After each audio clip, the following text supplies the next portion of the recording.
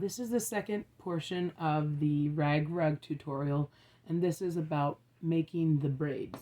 Um, I find it easier to, after I cut the strips of the fabric, to turn them into these lovely little squishy ball things so that they don't get all tangled up together and rip and all that annoying stuff, which I only know because I did a lot of ones without putting them into rolls, and then they got all tangled up, and I was like, oh, I have to untie this and all that jazz.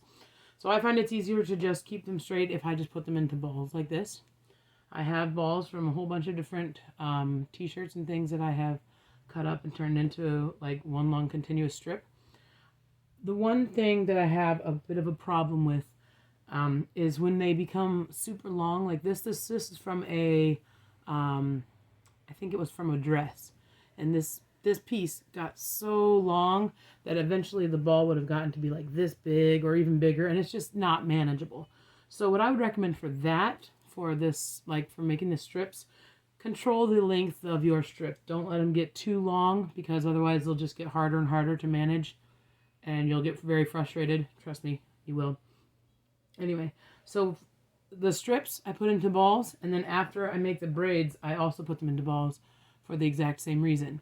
I don't want them to be difficult to work with, hard to deal with, any of that stuff, right? Okay, so working with the ball format, to make your braid section, you're going to pick the three balls of fabric strips that you want, and you find the end of them like this. There's the end of this one, the end of this one, and the end of this one, right? You put all three of them together like so.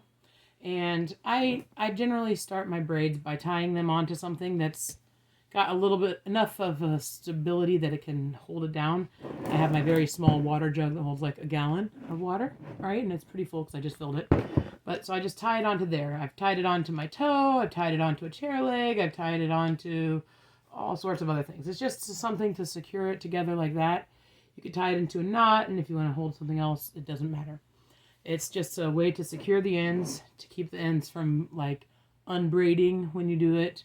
And so you see there that it's just tied up to there. Now I have all three of these strands, right? And the reason I like them on the balls is because it's easier then to work as you go. So I like to do them by hand because then I feel like I'm a faster braider. But then you see down here below, it is getting braided again. Like and you have to undo this section every once in a while if you're braiding with your hands. The other option that you have is you roll these balls up a little bit so there's not as much material out there. And this is another reason, if you have small hands like myself, another reason why it might be easier for you to braid with the balls.